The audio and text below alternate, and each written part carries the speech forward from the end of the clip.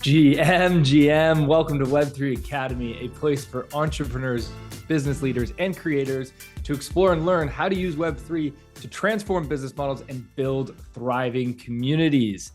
I'm Jade Bird, and as always, I'm joined by my co-host, Kyle Reedhead. What's up, Kai? Hey, friends. Today's Doer Spotlight, we're talking with Steph Alinsug. Did I say that right? Alinsug? I think so. Steph will tell us on the show. Yeah, she will. She's the media lead from Seed Club. Okay, Seed Club is one of the leaders in the space who are running accelerators for DAOs. They're pretty incredible, and we'll talk a lot about what Seed Club is up to. But the purpose of this episode is to talk about DAO leadership and decentralized team building.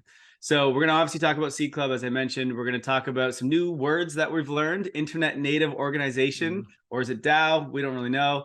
Some real examples of coordination challenges that exist in a decentralized team and how to navigate those, and the importance of vision, storytelling, and operations and leadership. This is an important one for all DAO members and also just leaders in any type of organization. Yeah, this one really excited me because of how real Steph got. She told real stories from the trenches, which I don't think we get enough of that. And we'll get enough vulnerability from leaders saying, hey, she gave a story of what happened when they made a mistake and how they navigated that. And we all can relate to that. And it's so nice to hear a leader be so vulnerable. And yeah, Steph had so many great insights to share. All right, but before we get into this episode, if you enjoy our content and you would like to support us, subscribing to our podcast or our YouTube channel is an easy, zero-cost way to do so. So if you're on YouTube, hit the like button. And if you have any questions or thoughts for us, please leave a comment. We really do read them all, and we're always trying to improve our content for you. But before we get into today's show, let's just take a minute to hear from our lovely, lovely sponsor. The future of social media is here, and that future lives in Web3 on top of Lens protocol. Web2 social platforms are broken and ripe for disruption. You see, the epicenter of social media is the creators, and yet they are the most neglected. Web2 platforms like Facebook, TikTok, and Instagram are all essentially robbing creators of their worth. Creators are a new type of entrepreneur, forming new types of businesses. Yet with Web2 platforms, creators don't own their content or the profiles, and that's their product and business. Instead, they are tied to the platforms they choose to create on. Well, just like how crypto is freeing us from banks, Web3 is freeing us from these centralized platforms. On Lens protocol, creators own their content, own their profile, and even their social graph and followers in the form of NFTs. This allows you to move freely from one social application to another with your content, profile, and followers moving along with you. Lens protocol enables self-sovereignty for your social graph and interoperability across the internet. At Web3 Academy, we believe this is the future of social, and that's why we've partnered with Lens to ensure that the path of social media is heading in the right direction.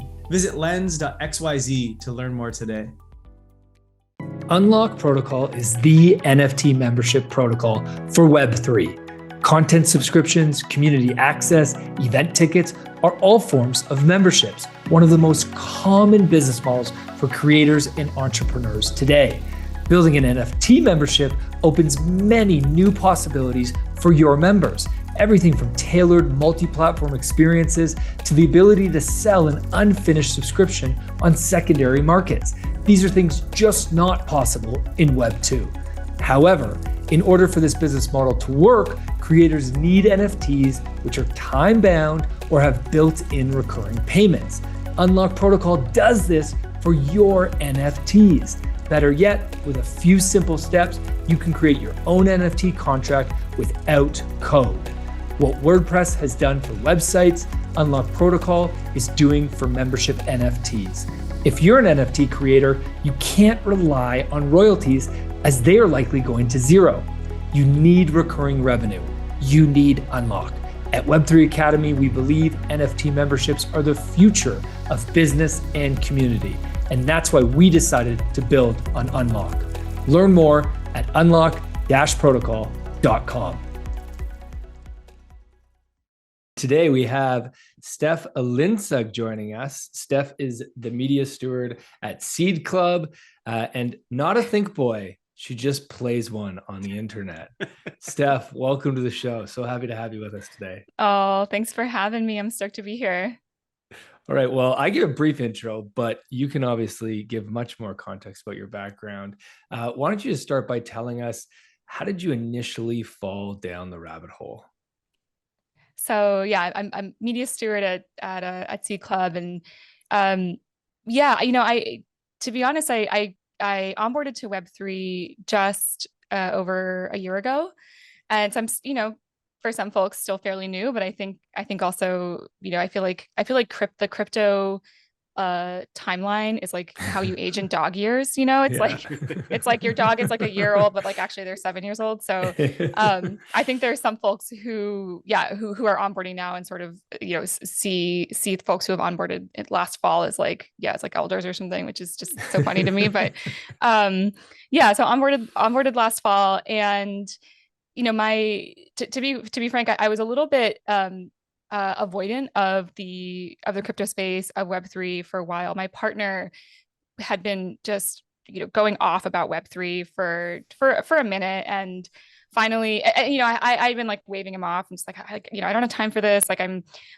was running my own boutique branding studio, and so just definitely had my hands full on that front. But yeah, he was like, I really think you should check out Web3. I think you should just like listen to some podcasts, or just like find your way here. And so I actually listened to the A16Z episode on NFTs the day that Jack Dorsey announced he was leaving Twitter. And it actually took Jack Dorsey leaving Twitter for me to start paying attention, because I was like, all right, this like yeah, exactly. Like folks have been asking him to leave Twitter for a while, and this is what finally got him to leave. So, okay, there's something here. I can't tell if that's like an embarrassing story or an interesting story, but yes. I think it's funny. But just the role that Jack Dorsey has played in like my Web3 journey. But anyway, listens to the episode on NFTs by A16Z. It was the original one they posted last year. And, at the time it was when CryptoPunks were sort of popping off, and like, NFTs were having their big moment in the spotlight. And I just like had immediate legibility around this thing they were talking about called DAOs. Maybe you've heard of them. And it just made so much sense to me. My background is in branding, is in design, has been in content creation and social media management, but always at the intersection of coordinating around shared values and missions. So I've done a lot of work, but in corporate, of course, but then for nonprofits and think tanks and grassroots orgs. And so there's just a lot of legibility there. And I feel like if I look back in my recent and also not so recent past, I'm like, oh, I think I've actually attempted to start a DAO, just like didn't have the technology to do it. And so yeah, it just immediately legible. So I set up a Twitter account, Crypto Honey, again, sort of playing on this idea of CryptoPunks, and just started like poking around crypto Twitter, found myself in a couple of Discords, and then and ended up at Seed Club, just like in the right place at the right time, as I like to say. And yeah, here I am this many months later, media steward at Seed Club. So I feel like people ask that question, and like they're like hoping for some sort of roadmap for other folks to follow. I'm just like, I just like jumped on Twitter and like listened to a podcast and just started talking to people, and here I am. That's exactly how it works. I'm really curious though. What do you mean that you tried to start a DAO before, you just didn't have the technology? I gotta hear the story on this. Yeah, I mean, I feel like it's not as juicy as maybe it sounds, but basically, fundamentally was attempting to create a form of like decentralized meaning making and decentralized decision making with a shared group of people. And I've throughout my life, I've been in roles where I've been either instigated things or led things or founded things, and almost reluctantly have like persisted as the sort of like leader and coordinator of those things, and have always wanted to have more just like collaboration. This idea of like multiplayer collaboration has been really resonating with me lately. And it's just not possible without token technology, and folks just like don't feel the same level of stake. And they continue to just like kind of would continue to sort of look to me for answers. And I'd always be like, well, what do you think? Like, like there's an opportunity here for us to do this together. And so I think yeah, without there's like no like real exciting specifics about the shape of what that was, but like fundamentally that's like how I've tried to design a lot of my work and collaboration in the past. Interesting. Well, I think, one of the reasons that we actually got you on the podcast is Steph and I were talking on Twitter, funny enough. And Steph mentioned this idea of, wanting to talk about and discuss DAO leadership and decentralized team building is something you've been exploring a lot. So I'm really excited to dive into that. I think first, though, let's kind of revert back a little bit. You mentioned you're at Seed Club. Why don't we talk a little bit about Seed Club right now? Because it's, I love what Seed Club is doing. And so I want to explore that a little bit further. But why don't you just walk us through what Seed Club is, and like how it kind of works and what you guys are doing? Yeah. So Seed Club, we're a DAO. We are internet native accelerator. It's kind of this language we're trying on. Our primary, our flagship product or experience, you could call it, is our accelerator. So right now we're going through our 5th cohort.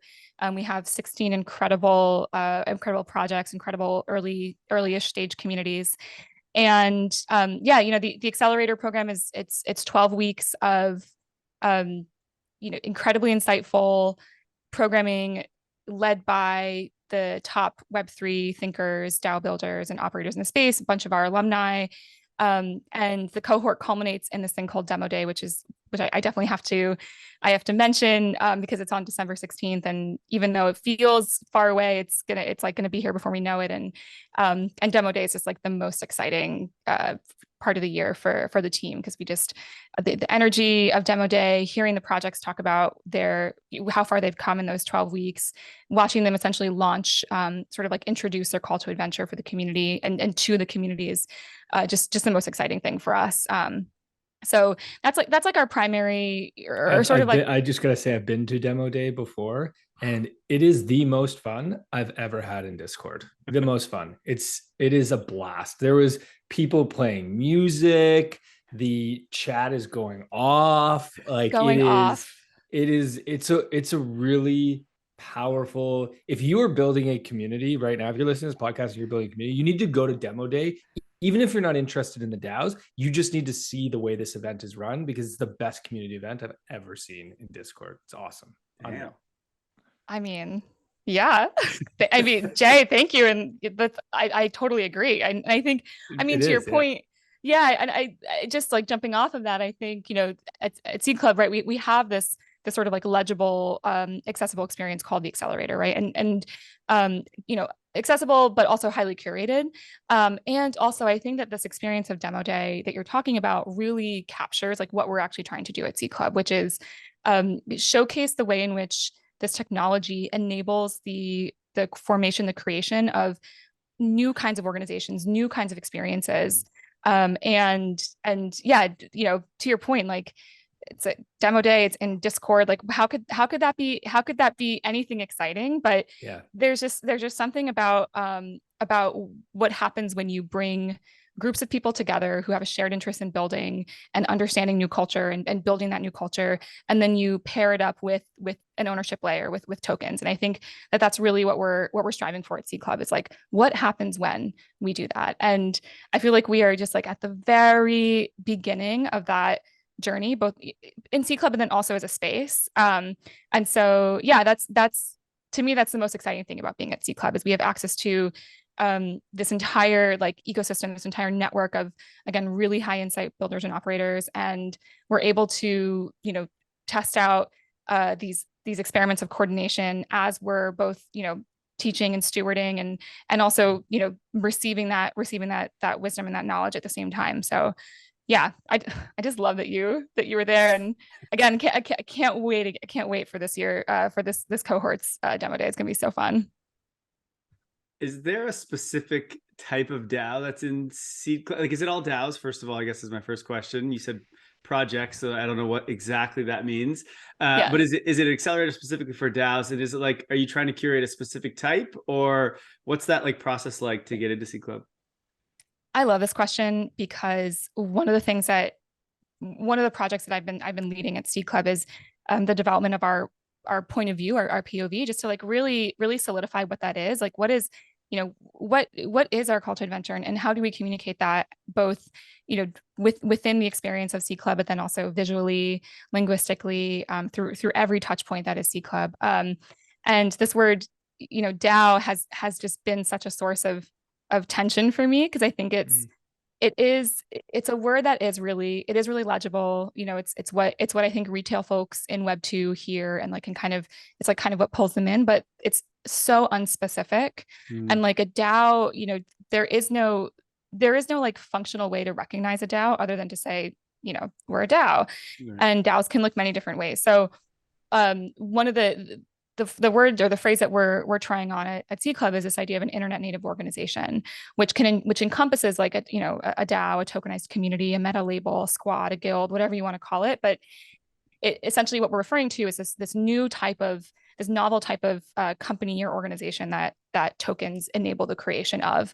And really what that is just like groups of people coming together and creating meaning around a shared mission. So yeah, again, DAO, tokenized community, meta label, whatever it is. But to answer your question directly, at Seed Club, we look for projects that really align with this idea that ownership is the fundamental value proposition of Web3, that community ownership is a fundamental value proposition, and that now, in Web 2, you would participate in platforms, you would create content for platforms, you would, engage in all of these actions and interactions, bringing value to these platforms on the internet, bringing value to these networks. But we had no way to have ownership over, both financial ownership, but really brand ownership, and have that persistent like cultural value continue, to be tied to that in a meaningful way and in a memorialized way. So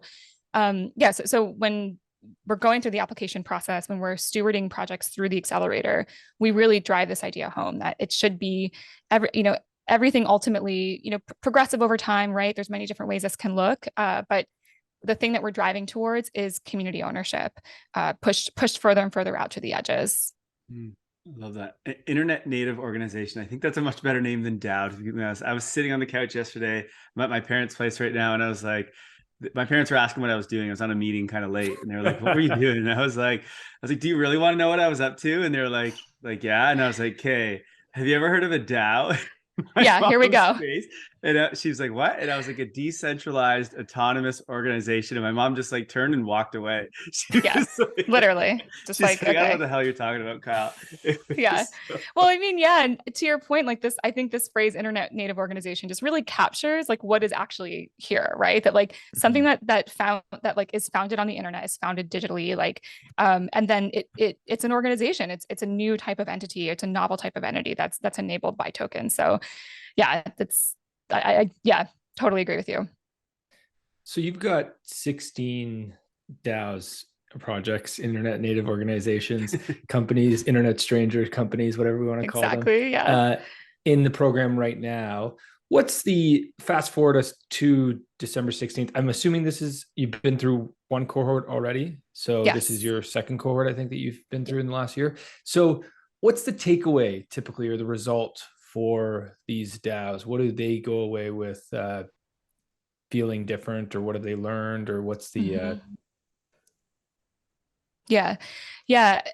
So I think there's two answers to this question. So one is this like real sort of functional answer that, over the course of the 12 weeks, previously the cohorts were 8 weeks long, but now we've extended it to 12 weeks to include just like more spaciousness for actual building and integrating the learnings that folks have during the cohort.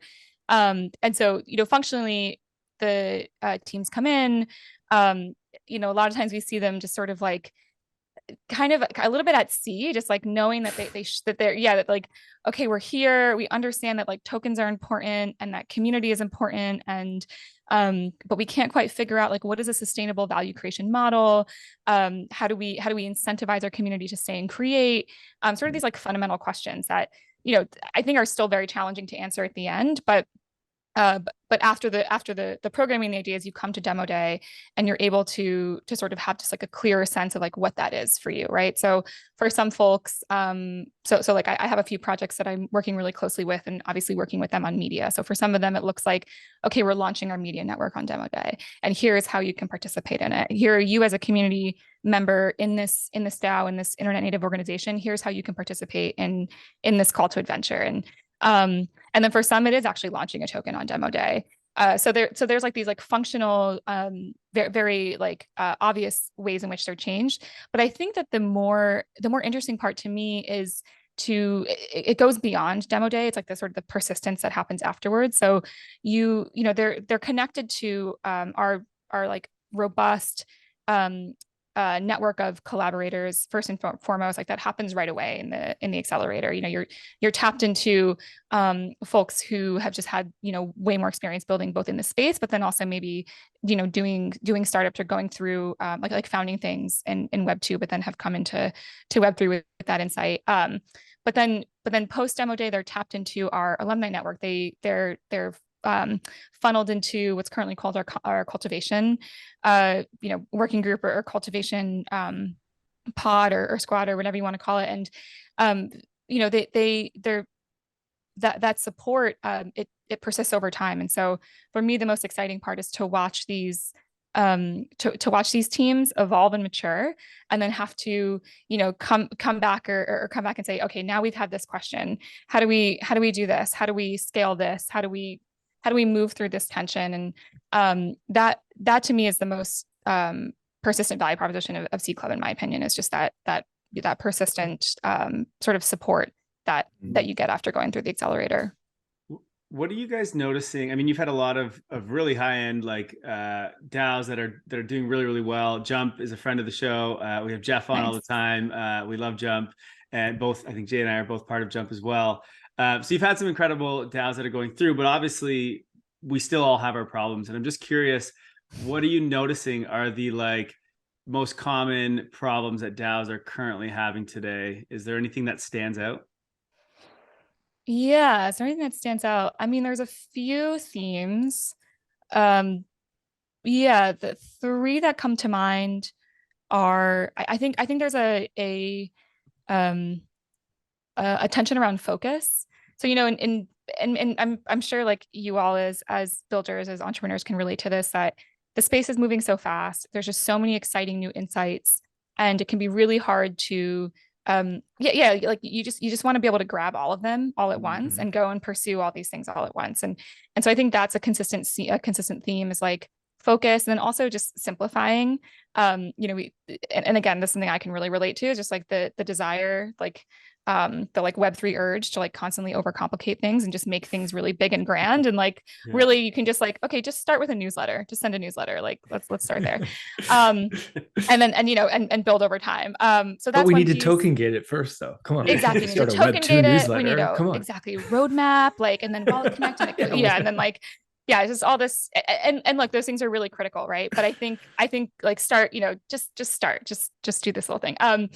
And then, I think, the market conditions for sure, right? Like that's that, and the consistent or the persistent sort of legal ambiguity that continues to just be a source of anxiety for folks. Again, as I'm sure you can relate to.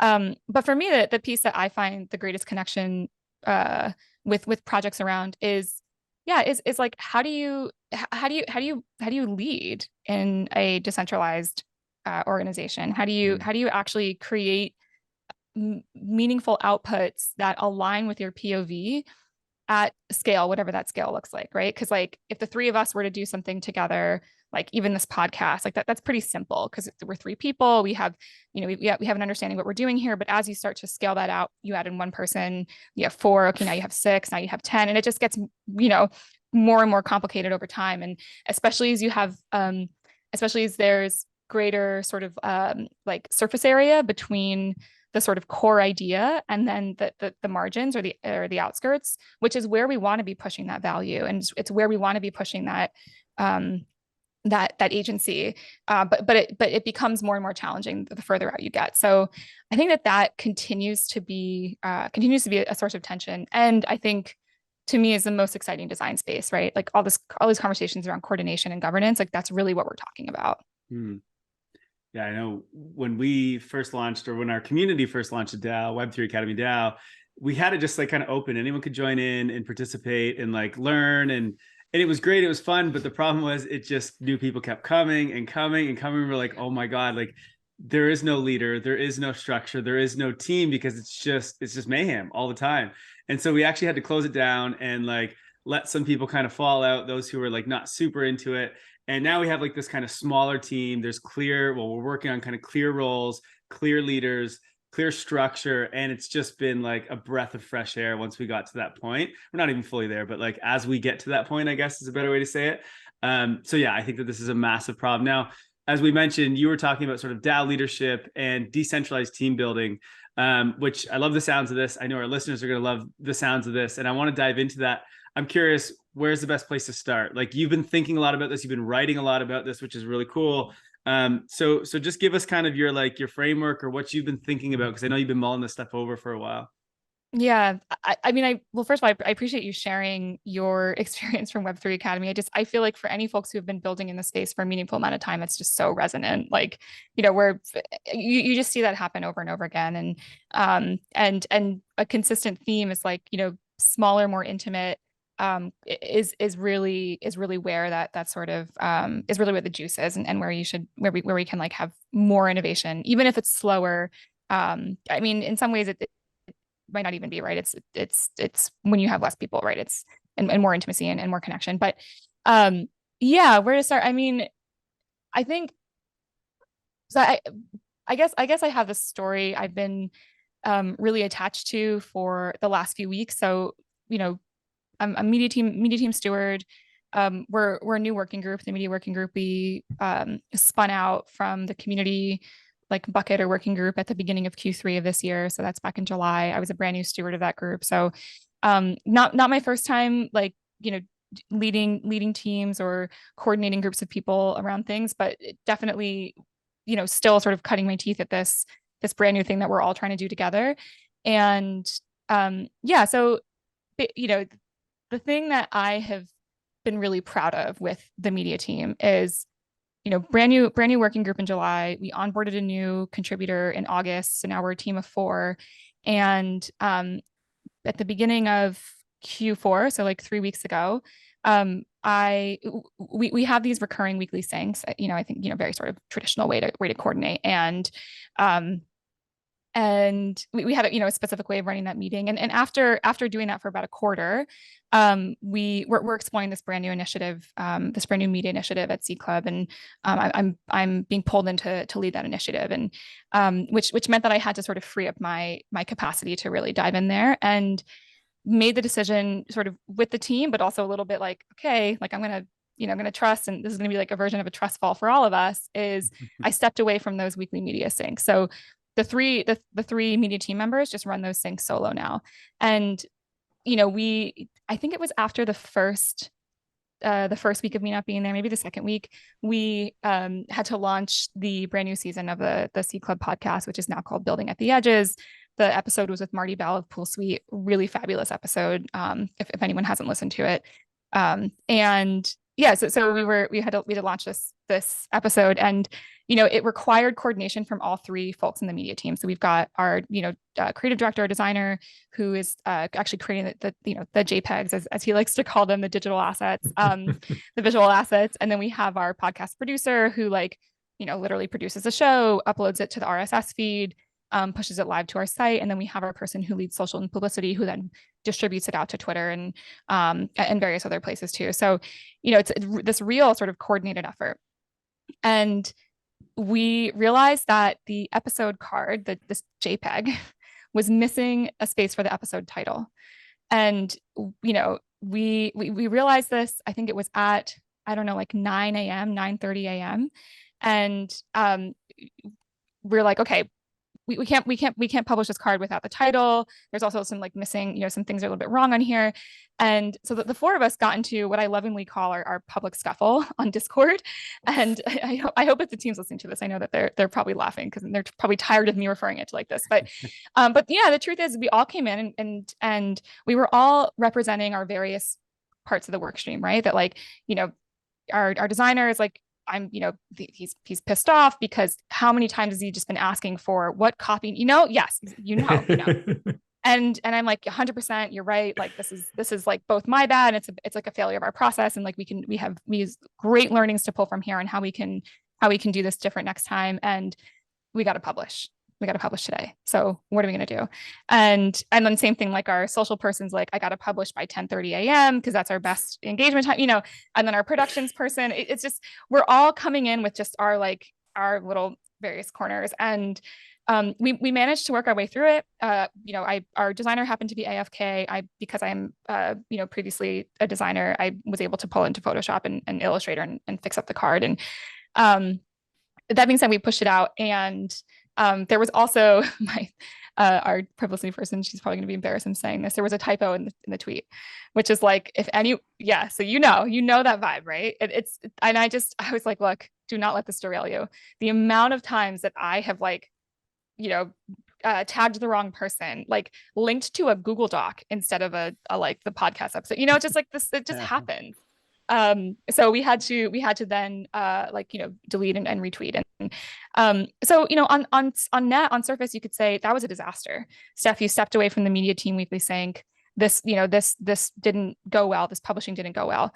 That episode blew all of our stats out of the water. So we had the most, let me get this right. Was it most downloads in the first 7 days for the whole year?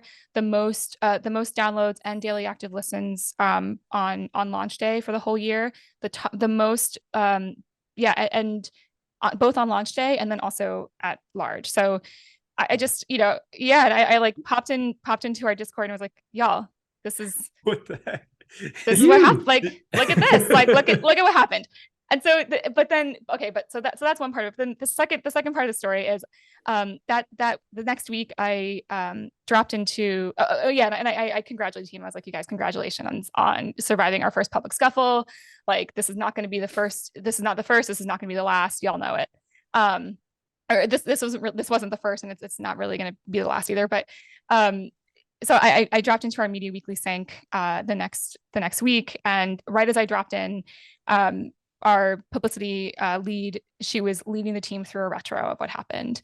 And I just like sat back and let everyone like share what was the worst part and what was the best part of the week. And the thing that everyone said was the worst part was the way in which they were trying to have their specific work streams needs met. And it just like was coming up against friction, right? That makes a lot of sense. And the best part everyone said was the team, was the way in which we were able to say the thing directly to each other, to have clarity, to have it be frustrating, to feel like, you know, to feel unclear of where we were going to land, but then ultimately we landed it. And yeah, and I just, to me, I'm like, that is success. Like that is a definition of decentralized team building right there. Like, we got the thing out meaningfully on time, a little bit, you know, fumbled a little bit here and there, but the team came through and was like, okay, we know what we have to do to change this. And now we were iterating on those work systems or those work workflows. And so long story, but I'm sure there's like feelings of relatability in there for some folks. Oh, absolutely. I think Jay and I have been building an agency together for the last 3 years now. It's been, and I think the hardest part as a leader is to, I think you call it trust fall, but is to just let go, right? And to put that trust in your team and let them kind of run with it. And every time you do it, like, yes, there may be some problems like you had, but like, that's what allows you to continue to grow. It allows your team members to continue to grow. And so like, ultimately you need that. And every time you let something go to someone else in the team, it's like this compounding effect as everyone in the team levels up. Right. I think that's just so important. It's just a great story, to be honest. And I think it leads me to a sentence that I read in one of your articles called "Leadership exists in the tension between vision, storytelling, and operations. How we navigate this tension is the heartbeat of organizational culture." I thought that was a really, really interesting take. And I'd love for you to sort of break those three things down when we're talking leadership here. You said the tension between vision, storytelling, and operations. We just sort of broke down operations and kind of what that's like. But walk us through that kind of your thinking there on this sentence that you wrote. Yeah. And I mean, if we can, I think that story is a useful sort of backdrop for thinking about this, this line, because, you know, what is, so to when you're in a position of leadership, you know, you have to have some vision, you have to have conviction for that vision, which is great, right? And what if you're not able to align the team or align your people around that vision, then what's the point, right? Then you're gonna come up against, you're not gonna be able to facilitate this specific vision that you have. And also we can broaden that out, and maybe we can even say collective vision. So let's call it with the media team as a whole, right? Let's say we have this vision, we have an understanding of what our media strategy is and what it should be. And then how we tell the story, both of what that strategy is and also how we have succeeded at that strategy, how we have learned within the challenges of that strategy. That's critical for us to maintain our place of trust within an organization. So we can even call it on a one-to-one layer, like Kyle and Jay, like you two are building a studio, and maybe you two have a vision, and maybe you're trying to bring this team along with that vision, and maybe at some point, Kyle, like you have an idea that bumps up against Jay's, and what there's a version where you're able to break through that by just like showcasing this narrative, this storytelling around why this matters, and to demonstrate your conviction for why this matters. And then Jay to sort of like trust fall into that, to see how you have like felt this conviction for this thing. And I see that on a one-to-one layer. I see it within teams, and I also see it in the way in which, like, within a strategic planning process or within a quarterly planning process. Like, this also showed up for us at Seed Club as well. Just like, okay, here's the media team vision, and I need to sort of like sell this community, sell this DAO, or tell this story to the DAO about like why this vision matters and why it's worth allocating resources to, and why it's worth allocating capacity to. And if I'm not able to effectively communicate and tell that story, I won't get those resources, which has happened, right? So then you get into the operation side of it, right? Can you actually then execute on that vision? And so that's like, it just like creates this like flywheel of trust that's just like really critical for decentralized team building. The other thing that you talked about in this article, which was a fantastic article, we'll link to it in the show notes. And I love your point. And Kyle and I never disagree, by the way. That absolutely never happens. Totally. No. I definitely believe that. Now that we're going to discuss as soon as we're done this. I was going to say, we got things in Slack that we are disagreeing on currently. Love it. I love it. But you talked about, when you talked about vision, you talked about the importance of, or the challenge of vision for leadership. And I think you particularly were quite vulnerable in the way that you addressed, and you maybe even said this earlier in the episode, that when you step into these leadership positions, when you started that first non-DAO, you weren't even sure if you wanted to be the leader, maybe. And I think that is one of the biggest challenges that leaders have, particularly in DAOs, where you can be given leadership quite quickly, right? You show up and there's roles available, and you just kind of fall into that role. And you need this, when you talk about vision, you need to have this ability to sort of like be able to tell the vision, but then also like blindly trust it. Blindly might be the wrong word, but like believe in it, right? This like faith, and particularly right now when we're moving so fast and things are changing so fast, we don't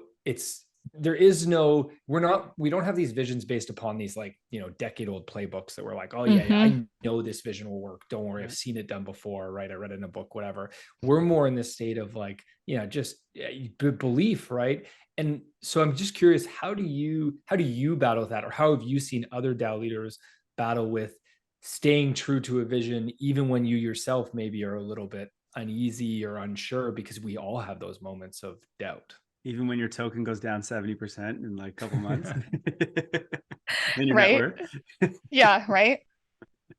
I mean, I think you're asking the like most fundamental question of both leadership, but then I think also within the DAO space too, within Web3.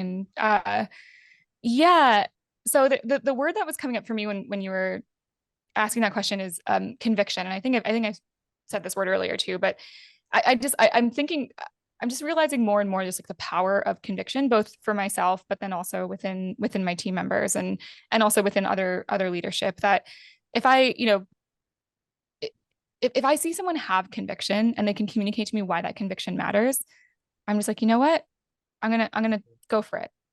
Let's try this on, like F around and find out, you know, like let's see what happens. And like, let's yeah, like LFG. And but and you know, and I think there's a version of that can be experienced as like flippant, but I think having conviction and being able to communicate why that matters is not flippant. Like it takes real, like it takes real intentionality, and you can tell when someone doesn't have conviction, the way that you know, just again thinking about branding and marketing, like you can tell when a brand is like faking it. Like you can tell when someone actually has conviction. And so I you know, I think about the way in which we find attachment to people and the way in which we find our partners, and like there's a sense of like, you don't know actually how this is going to end, right? But there is this like sense of shared conviction, this like sense of shared vision that there's something here, and we like are building toward it. There's chemistry around this thing. Like let's see where this goes. And you know, another word too that I think has been critical for us at Seed Club, and I also see as being critical for creating enduring DAOs or internet native communities or internet native organizations, is strategy. And you know, you can have this sort of endpoint in mind, and I feel like sometimes that endpoint is very clear, that vision is very clear. It's like high contrast, the clarity is there, and then sometimes it just like disappears. I don't know if you ever experienced that, but that happens to me all the time. Maybe I shouldn't say that on a podcast, but like it just, I feel like it, I don't know where we're going. Yeah, literally, like I'm like, oh, it's just, you know, you wake up and you just like, you have this utter clarity, and you like, you know, okay, this is the plan. I see where we have to go. And then like minutes later, you're like, oh, it's gone. Like, okay, like check in with me in a couple hours. But I think that the role of strategy is really critical there, because that's something that you can establish when you have that sense of clarity. And that's something that can be both evergreen, but also resilient, that you can like, you can return to your strategy in those moments of when you have a lack of clarity, and you know that that strategy was established when that vision felt really clear. And then when you regain the sense of clarity on that vision, or when you have a new insight that maybe complicates that vision, you can then like within the resilience of your strategy, like adjust or maybe even refine or go deeper on certain things. Yeah. So I think those two things, like conviction and strategy, just like continually come up for me within that. You said the word decentralized team building a couple times. Can you just define what that means for me or for us? Like I need to know exactly what you're referring to when you say this.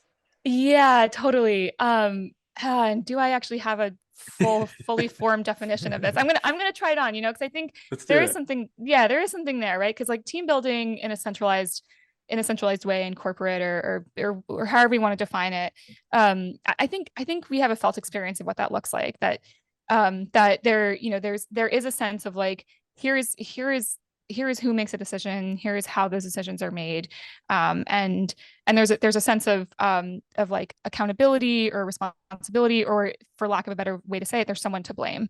And I think we're always looking for who to blame, just to be very blunt, right? And I think in other ways we use that, we talk about ownership, we talk about responsibility, but ultimately we're often just like, who do we blame?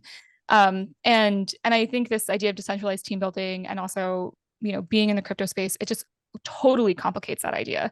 And, you know, I think some folks are like, immutability, like we, you know, that everything is traceable. And I'm like, yeah, but the majority of our coordination actually happens off chain. Yeah. Like us right now, you know, like there's like the felt experience of being here and exchanging ideas. And so within decentralized team building, it's like we all have this like shared responsibility, like the responsibility, that the sort of ownership, you know, blame, I hate that word.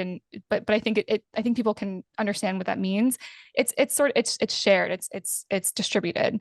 And I think that's a really challenging thing for us, to, you know, I think it's really hard when you can't just point to one thing, you know, thinking about the media, that our public scuffle on the media team, it's like, we can't just point to one it was a culmination of many of assumptions that I made, of other people made, miscommunications here and there, and that happens over time. And to me, that is like what decentralized team building is. It's like us realizing that we have collective responsibility here, collective ownership, and it's something that it's a new experience, I think, for us. Steph, I love what you said about this concept of decentralized, of collective responsibility. Really, I feel like that's such a key part of decentralized team building. How do you cultivate collective shared responsibility in a decentralized team? Yeah. So I love this question because I can like give two like fairly concrete examples of how this has played out in the media team as one example. So our podcast producer, continually was having this idea, or this, we call them issues, on our weekly sync. That was like, what is our annual podcast cadence? And it just was one of these questions we just kept deprioritizing because there were other more urgent things. Finally, I was like feeling bad that we hadn't addressed this question, because it was clearly a source of just like anxiety and interest for him. And finally I was like, you know what? Like, pitch me. What do you think? I think there's a version where we just sort of we forget that we have a point of view, and we just like need to be reminded that like, no, okay, what do you think? Let's talk about it. And this is someone who I think is really stretching their legs within like operational like workflow, and it was fabulous to see what he returned with the following week. It was this like Figma board, this FigJam board that like it just like there was Post-its and I was just like, and planned out the year, and I was like, great, like this is amazing. And that's one example. And then another example around this idea of collective responsibility is I was, there were some teammates who were just like weren't really clicking around something, and I was watching it happen over weeks, and then each one of them separately in our one-to-one check-in just like was checking in with me about this specific thing, and I was like, you know what, I think you guys just need to connect. I can't solve this for y'all, and so they just set up a one-to-one.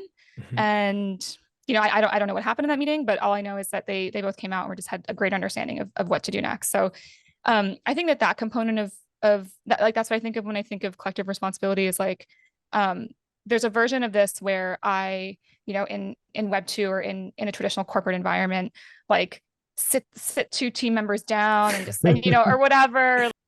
Yeah, Steph, I love what you said about the corporate versus the DAO way to create collective responsibility. And yeah, maybe they're different, but there is lessons to be learned from both. In the end, collective responsibility comes from giving it to each other by, in a meeting saying, you want ownership of this, go for it, take it, and then see what lands. And also it comes from forcing people to have tough conversations and to identify the problems and to learn to grow together. And so it's, we might throw out some of the Web 2 corporate things sometimes, but I think we're a little bit dismissive. There's a lot to be learned from, decades of organizational structure and culture building that have come before us. Okay, I'm going to lead us into a quick speed round here. We've only got about 5 minutes left. Let's do it. To have a little bit of fun with you. Okay, first question. What's a token, could be NFT or fungible, you'll never sell? Oh man, what's a token or an NFT I will never sell? So I have a leisurist, a Pool Suite leisurist. That's currently my profile picture, and the reason why I'll never sell it is because I think Pool Suite is one of those brands that if I tried to explain to someone why this brand was important or what this brand does, it's like nearly impossible. Yeah. And I just like the way in which they have engaged in just like multi-layered experiences. And they talk about this on the podcast episode with Jess, and the way in which they're thinking about how to continue to create brand value and just like new ways for brands and for people and communities to create that value together. I'm just like, there's something here. It's weird. it's weird. It's like kind of punky, but not punky. And yeah, it just like speaks to this like, you know, my like 16-year-old self who's like writing on Zanga and reading Nylon magazine and like and just like no one understands me. And also like they're fabulous avatars. And like, oh, I wish actually like this is actually how I experience myself in my body. So yeah. They've really tapped into the culture of Yes. of Web3, and I would say their PFP is one of the most popular. When they launched their PFP, what was that, like a month ago or something like that? It's probably been one of the most popular ones I've seen amongst crypto Twitter and amongst leaders in the space. So that's awesome that you have one of those. Okay, I mean, I've got to ask, what's a project you're excited about? It does not have to be a Seed Club DAO, but I feel like that might set you up for a current project that you're working with in the cohort. Yeah. So like no lie, I am so excited about the Symmetrical. They're a Gen Z DAO, and they're one of the projects that I'm working with in Seed Club. But more and more, I'm just like, you know, I'm a millennial. I'm 33. I think Kyle, you and I had shared about our experiences of being in our 30s. And yeah, I have so much faith and excitement for Gen Z. I'm just like, and just the Gen Z folks that I'm in deep collaboration with, I just learn so much from on a regular basis. And I participated in the Symmetrical's fireside chat last week, which was a 45-minute Twitter space and a 15-minute Zoom session for members. And I'm just like, they asked me some of the smartest questions I've been asked, to the point where I was like, okay, how am I actually going to answer this? And yeah, and it just like gives me so much hope for where the space is going. And like, I actually really don't believe that like our generation is really what's going to build the next most like culturally enduring thing. I really believe it's going to be Gen Z. So yeah, the Symmetrical, go check them out. Cool. Steph and I actually first bonded over the word dang, because I guessed that she was an 80s baby because she used the word dang. And I was like as in like dang it? Dang. No, as in like dang. D-A-N-G. Dang, like, oh dang, that's I'm like, oh dang, like we'll have to add that to the Web3 dictionary. Do it. Okay, last question. If you had a billboard that 1 billion people were going to see, what would you write on it? Oh my God. How do I answer this? If I had a billboard that 1 billion people were going to see, oh man, I feel like this should be the filter that everyone should run their tweets through before they tweet, which I don't do. So, oh man. I wish we had 1 billion followers and we could do that. Oh man, I don't know. It sounds terrifying, to be honest. 1 billion people. Don't worry. Everybody gets asked this question on the spot. So nobody has prep for this. Oh man. I'm like vacillating between like wanting to say something witty and funny, but then also just like, I don't know, like what's inspirational. Like, yeah, it's like, oh, like, I don't know, like something Seth Godin would say. Also aging myself there. Or just attend demo day.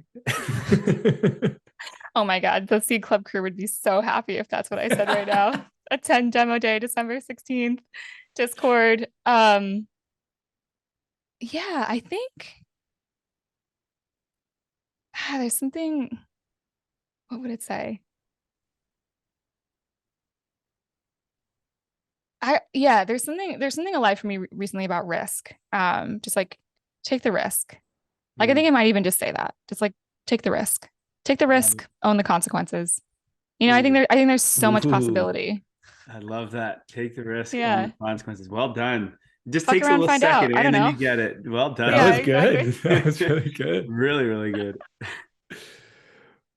All right, give us a quick, as we wrap up here, we both have a meeting to go to, but quickly, where can people find you? Where can people find Seed Club if they want to attend demo day? What do you do? Give us the quick shill here for us. Totally. So I'm on Twitter and on Farcaster. Please find me on Farcaster. It's my favorite, one of my other favorite projects. Crypto Honey, and Honey spelled HUN3Y. And Seed Club is at Seed Club HQ on Twitter. Find us there, subscribe to our newsletter. And you will definitely be hearing about Demo Day if you subscribe to the newsletter or follow us on Twitter. And we hope to see you there, including you both. For sure. Can't wait. Thanks so much for joining the show, Steph. It was just a pleasure. Yeah, thanks, guys. I really enjoyed this. Have a good one, everybody. Thanks so much for listening. Thank you for listening to Web3 Academy. We hope this helps you along your Web3 journey. And if it does, please share this episode and subscribe so you don't miss the next one. Nothing in this podcast was financial advice. Crypto and Web3 can be risky. You can literally lose it all. In fact, if you invest on account of what we say, you probably will lose it all. So don't do that. In all honesty, the point of this podcast is to remove the noise of markets and price and focus on utility and implementation anyway. So you should not take any of this as financial advice. Thank you, friends, and see you in the next one.